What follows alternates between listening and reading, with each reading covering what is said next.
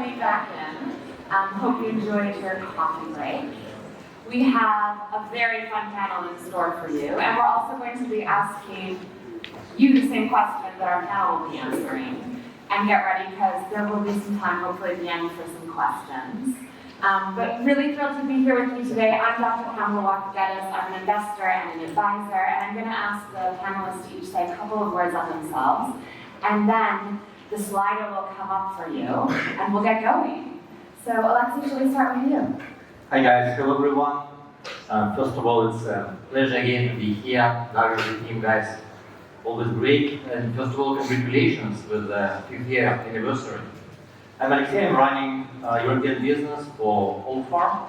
I've been around for more than 25 years in specialty business and generic business, Denmark, Sandoz, and Unital companies. And for sure, discussing agenda for our session today. We covered first part, marketing, cross-functionality, and the next logical step actually to discuss medical and commercial. Hi everyone, my name is Vanitha. Really a pleasure to be here for the 5th time. I am working with Nordisk, and I'm heading up the customer engagement strategy for 4 new therapy areas. So looking forward to the session. Hi everyone, good morning. Very excited to join this panel this morning. My name is Rita, and I head data digital and technology for the Central South European region and Takeda. Nice to meet you. Hey, good morning. My name is Mykola. I'm leading digital and commercial operations at Galderma. And I missed one thing here. It was supposed to be called like fireside chat, so there is no fire. I hope we'll get fire. We're going to get those fireworks going again. Because fire is missing, we need some fire, guys, so let's get started. Cool. So should we put up the slide up? Because we also wanted to ask the question to all of you, is commercial still relevant with pharma's shift towards medical dominance? So get your thumbs up. We would love your answers, and we will have some time for questions at the end. But first of all, I'm going to come to you, Rita. I would love your take on the context and the drivers around this question. So, in my opinion, I don't have my phone here, but I will answer like I see already majority of the room. Yes, I do believe we see a shift, but for me, commercial and medical will still be relevant, probably in a different way. I do think also maybe the responses we are getting here in this room are a bit biased. I just learned last night that actually in this conference, 51% of the audience is coming from commercial, while only 12% from medical. So that already shows us that we are more probably coming from a commercial dominance towards a more balanced approach between the two functions and the two roles. And I do think, of course, there are different situations where you will need to emphasize more on commercial or more on medical. However, going forward, ideally, we don't see a commercial or medical dominance. I see it more, could we think about customer dominance, for example? That's a great point. Alexey, I'm going to come to you. Some drivers from your perspective in terms of this dynamic. What's the push behind all of this? So guys, I would like to share with you a couple of ideas, a couple of observations about first of all generic industry where I'm now. And the first one is probably increasing complexity of different therapies, right? Biosimilars, different types of more sophisticated, more difficult products where without proper support from the medical side, I would say it would be very, very difficult to convince our prescribers, to follow one another way. The second point is about access, right? And especially in the areas like, I don't know, the guys or some other highly saturated therapeutic areas, medical is getting another way actually to be relevant for our customers, to ensure that we have a proper communication channel to healthcare practitioners. A couple of other ideas about increase of, for example, of importance of evidence, right? In tenders, maybe tenders in a hospital setting, they start about pricing is getting much more relevant, right? And here, expertise beyond commercial is getting more and more important. Maybe there are some other points, and we try to elaborate a bit about them during our session. Yeah, thank you. And I'm keeping my eye on this, so for those that have just joined, please participate in the Slido. But Mykola, I'm going to come to you next, and something that Alexey touched on is the functional silos in a way. And I'd love to understand your perspective on how keeping the functions in silos contributes or doesn't to business success. I have two perspectives to share with you. I think one is purely humanistic. So I mean, and I encourage you to look at the audience right now. Because you see, I mean, you all woke up your kind of eyes to me now. But I was observing while the others were talking, and so many people were multitasking. You know, like even now, probably somebody I don't see on the back of the room are still multitasking. The thing is not multitasking. So even if you're not multitasking, just pause for a second and think how many things you are trying to process and think over. And it's not just this event. I mean, you naturally don't care about the event and the stage and what you're talking about. It's like your family, your problems, next travel, and the other things. So the thing is, HCPs are human beings first who decided or who chosen to be HCPs. Not the HCPs decided to be human beings. And so what happens, the process of decision-making prescription is non-linear and is not segregated. It's not like I wake up in the morning as the HCP and I say, okay, now medical, I need a medical thing, so please bring me a medical or tomorrow, or after lunch. No, that's commercial time. I will be thinking about myself. It's not like that. It's puzzle. It's like non-linear, non-segregated. That's one thing. Another thing is, let's talk about numbers. So we are doing all of these conferences, all of the customer experience things for years now, and there are two data points which I would like to share. One is a company called Indigent, who is sponsoring the event. So they're saying that CX score in the pharma customer is still 58%, which is suboptimal.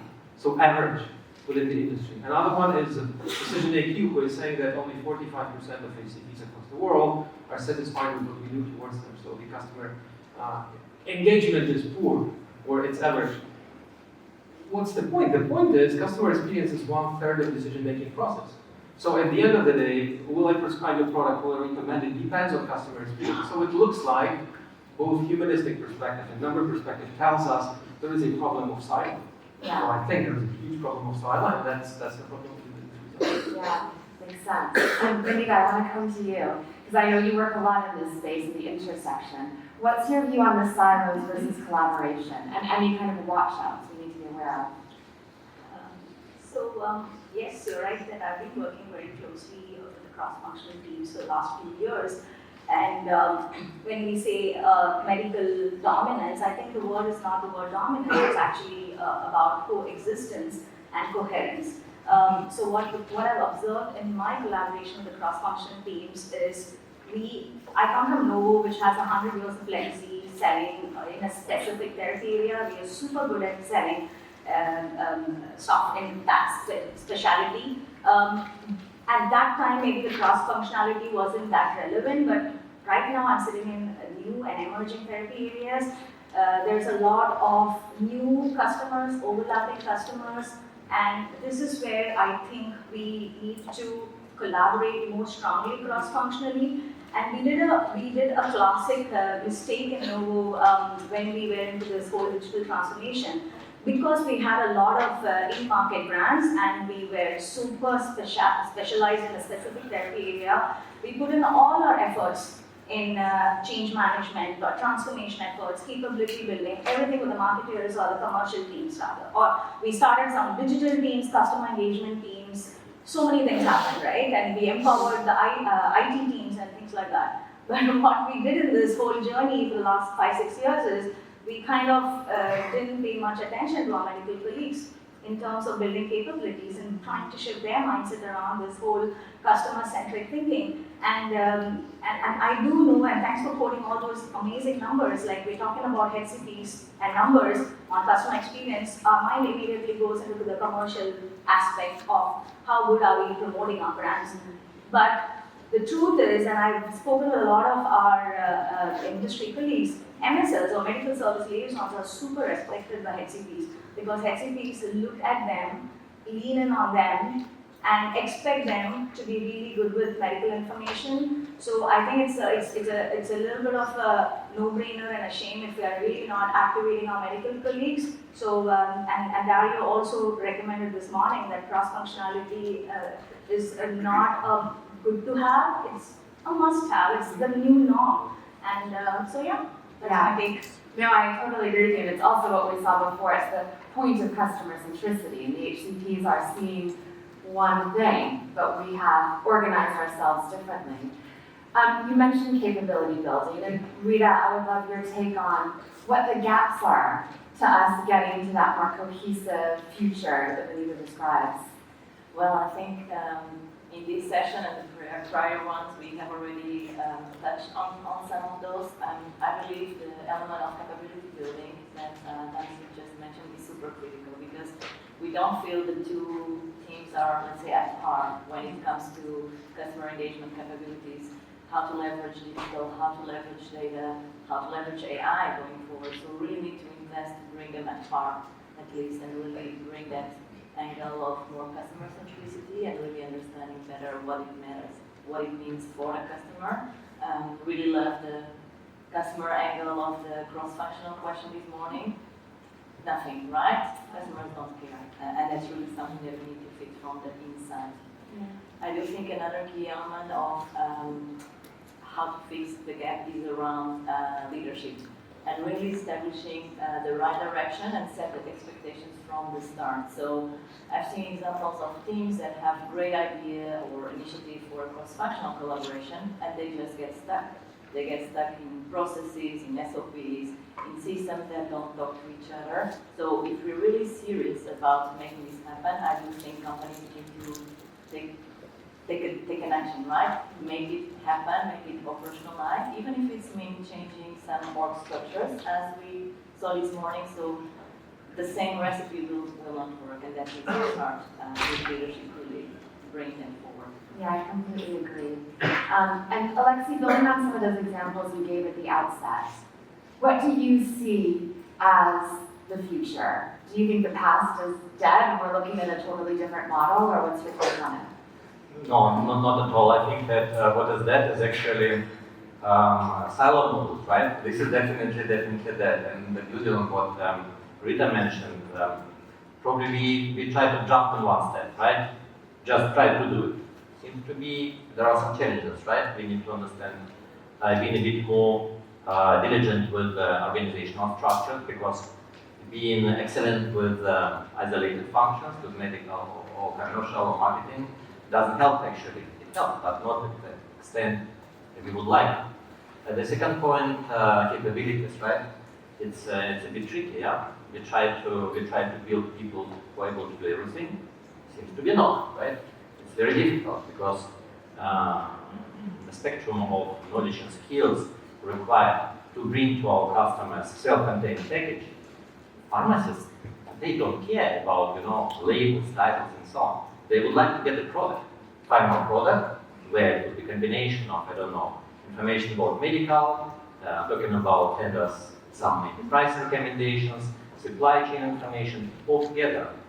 And they don't care actually about our organizational structures as well, and our capabilities. They just would like to get what is fully aligned with their expectations.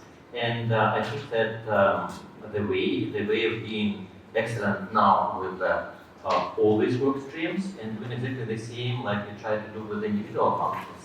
Try to be clear about expectations of our customers, what exactly we need to deliver, and try to think, take it back and try to update, upgrade, change capability models, try to change organizational models.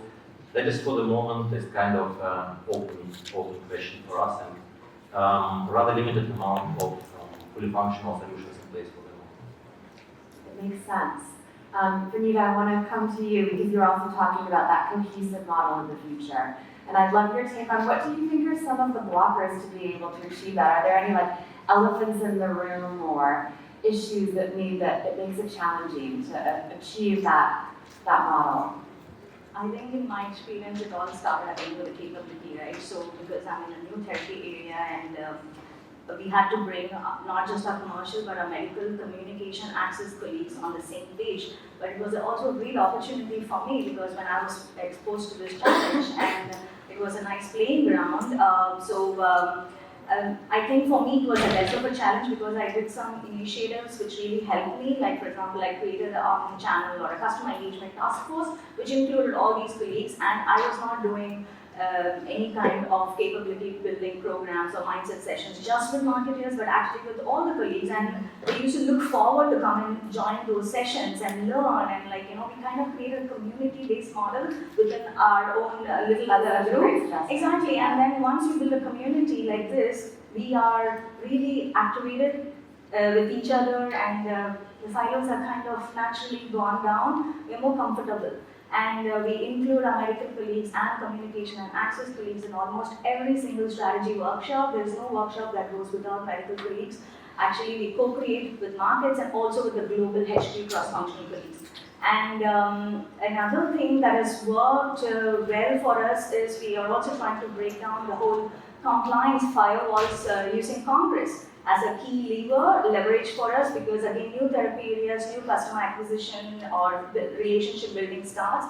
So again, in the Congress, we are kind of aligning on the narrative because we do have clear roles and responsibilities that we have to coexist. Medical has to provide the medical information. Commercial teams are working on shifting the mindset using campaign as a tool, right? Whether it's a disease state awareness campaign or a branded campaign, it's the commercial team's role. They are the marketers. When it comes to medical, they have to be sharp and crisp and on top of their medical information. So Congress is a great way. We are also bridging the analytics that way, so we're no longer giving data or insights just based on how a brand is performing, but we are actually trying to give analytics based on how customers perceive us. What is the share of voice of our customers? What is the objective? What do we want to shift the mindset on? And are we achieving that at medical, access, commercial, communication?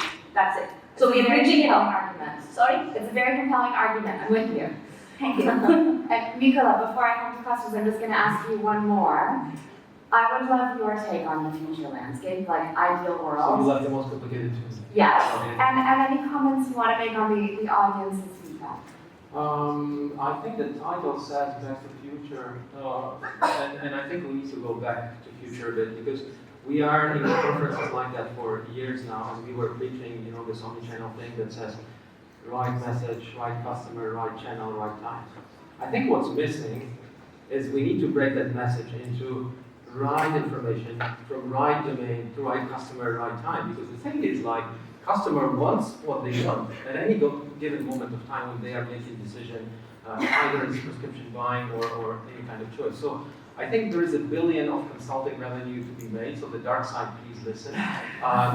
We need to think about something which is not just omni-channel but omni-domain. So there is another layer, and guys, you've got new business to be made. So, but we'll have to find something to read. Yeah, branding. Exactly. So why I'm saying back to the future? Because I don't know how many here in the audience are from sales and how many of you remember being a sales rep in Pharma 25 years ago. So I am the one, and you know what? There was customer centricity at that point of time. Because I can tell you, that rep who was carrying the bag, driving a car, driving a tram, whatever it was the most customer-centric person of the pharma company. That person knew how to connect medical, regulatory, you name it. So that was the person who knew. Then there was another one, which was a beautiful, or not very beautiful, but anyway, very smart secretary who was picking up the phone. So that's why I'm saying we need to forget about technology or put it aside because we've got spoiled by technology. We've got kind of complicated by technology. And we've got a countdown. Okay. Okay. Who said no? Can I have someone who said no? No one wants to fess up to it. Someone said 19% of there we go. Tell me why. Tell me why commercial's not relevant. Gentlemen, with your hand on the front. Hi. Hi. So it's not that commercial is not relevant, and when you're talking medical dominance, next time just have someone medical on stage as well. So, no, I think it's good that we talk about medical, but not looking just at how now the healthcare systems are set up, looking at the evidence you need in order to secure reimbursement. looking at the data that is needed sometimes to ensure competitive advantage. I think medical is playing a huge role there, so it goes beyond the branding, but also the pre-launch and ensuring that your drug comes into the market with commercial success is a lot driven by medical. So the question was a bit biased because if you ask me post-launch, I would tell you commercial is more relevant. If you ask me pre-launch, I would tell you medical maybe is more relevant. So maybe that's how. But that was a great build. Thank you. That's added color. And we're out of time. But we're gonna have to. I'm sorry. Well, I'm not the arbitrator of the timing, unfortunately. But let's chat at lunch. Thank you so much, everyone, and thank you so much.